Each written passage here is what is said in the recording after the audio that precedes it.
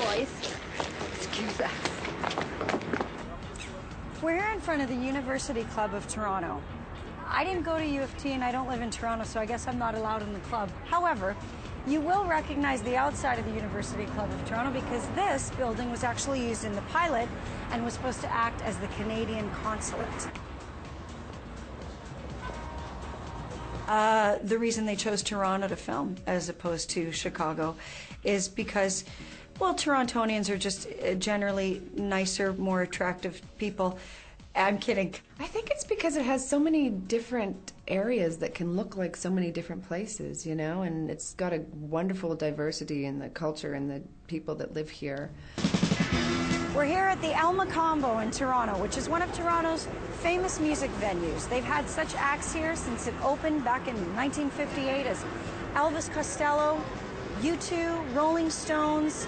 I think Blondie was here in the 80s. Like, everybody's been here, and it's actually their pick of choice. This is where they want to come.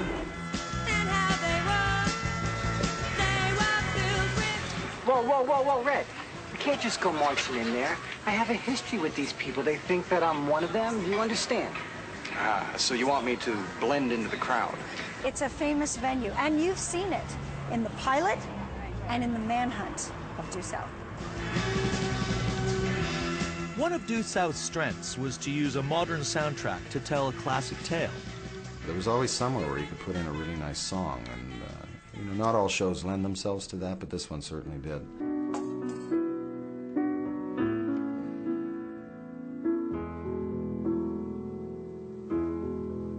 Listen as the wind blows from across the great divide. Voices trapped in Victoria's Secret, yes, I remember Victoria's Secret very well. memories trapped in time. It was built in very early on that we would go and get Canadian artists. Some very well known, like Sarah McLachlan, and others less well known. They use the song, and it is a perfect song. Due South used a lot of great music, and but this song sort of really encapsulated what that episode was all about. I'm in love with her. It doesn't mean you know her. I'll take your breath away, and after We're here at Toronto's Union Station, where the famous Victoria's Secret episode was shot, and that's where Frasier was running after his beloved Victoria, either running to go and be with her or turn her in for the second time. Backup's coming, she better be here. She's here. And it was all here at Union Station.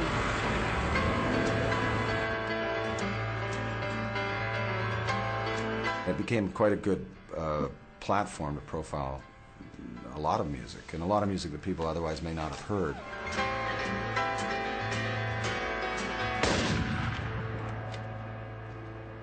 So here we are at the Toronto Harbourfront, one of Toronto's famous tourist attractions for many reasons, one of which, for Due South anyway, is that a few episodes were shot here. One was Mountie on the Bounty, if you remember that. I had a couple of songs that we stuck in a couple of shows. One of them worked perfectly for the show Mountie on the Bounty. We had wanted to use a song that Gordon Lightfoot had written about the wreck of the Edmund Fitzgerald, which is a lake boat that sank in Lake Superior. And the families of the sailors who were lost really didn't want us to use it. So then we were stuck.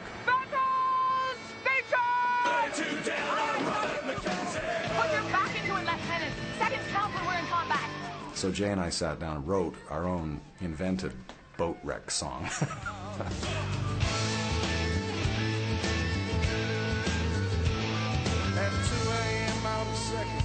It was a lot of fun to do. So here we are. We're headed to the Patrician Grill, which is here on King Street East in Toronto, Ontario. This is where, like, a lot of audition places are. But I'm going to go inside and get something to eat now. Forget the auditions.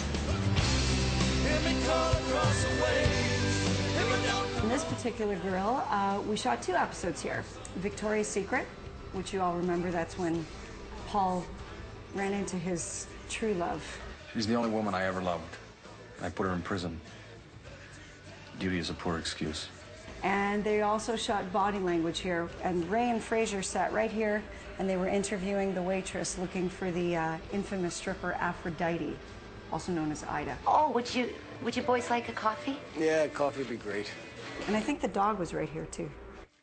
The downside, of course, was you very often, as a Torontonian, would sit and watch a show, and it was supposed to be L.A., New York, Chicago, in the case of Due South, and you're sitting there the whole time going, I know where that is, I know where that is, and it's around the corner from you. It's 3 blocks away. Coming up, our friends in the South reveal their perfect moments, and the curtain falls on Due South. But never say forever. Another question, how many people did Stan kill?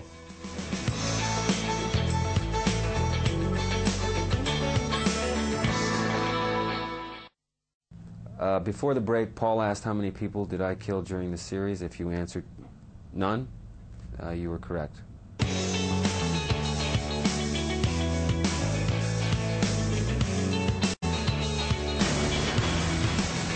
In 1998, at the end of 4 seasons and 69 episodes, Due South had survived more than its fair share of crises. But for the cast and crew, it had been one hell of a joyous journey. Working on the set was an absolute delight in every way. It was like a family. Everybody was so nice, and Paul created, I mean, he sort of was the head of the team kind of thing, and it felt like a team.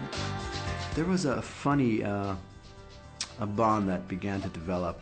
There was like a bit of the club. Behind the scenes of that show is a wonderful show to have been made. Everything was good. There were no wrong answers. There were just sometimes better ones than others. Everyone would come up with, hey, what if we did this?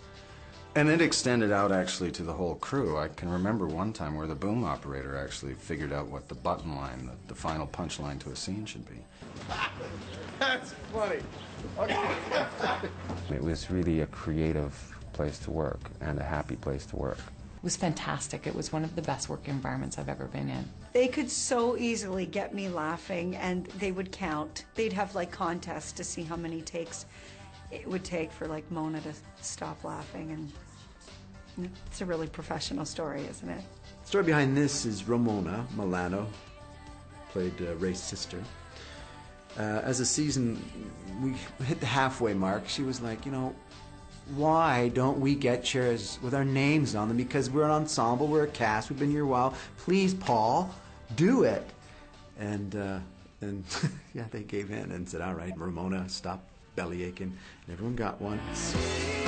With a treasured cast and a precious crew, Due South created more than just a few magic moments.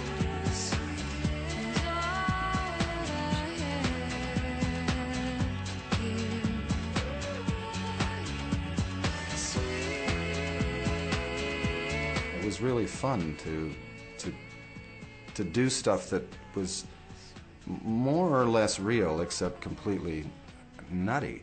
And there was nothing that you couldn't stick into the show that it wouldn't hold. So we could have a train full of Mounties who get gassed and in mid-song become unconscious and then wake up from their comas in mid-chorus. They should be coming to right about now. We're gonna ride forever. I can't imagine you being able to do that on CSI, for instance. I always loved going on location because it was so much fun. It was like you just are going on a camping trip with your friends. And the first one that we went on was the train episode, which I loved to do. It was so much fun just standing on the top of a train while it's moving, and it was the first time that Thatcher and Fraser kissed, and it was so romantic. And Leslie Nielsen was in it, and everybody was on board with it. So it was that was probably the most fun. It was really great. And what are you doing in my toilet? Well, I come to debrief you, sir. Something wrong with the door?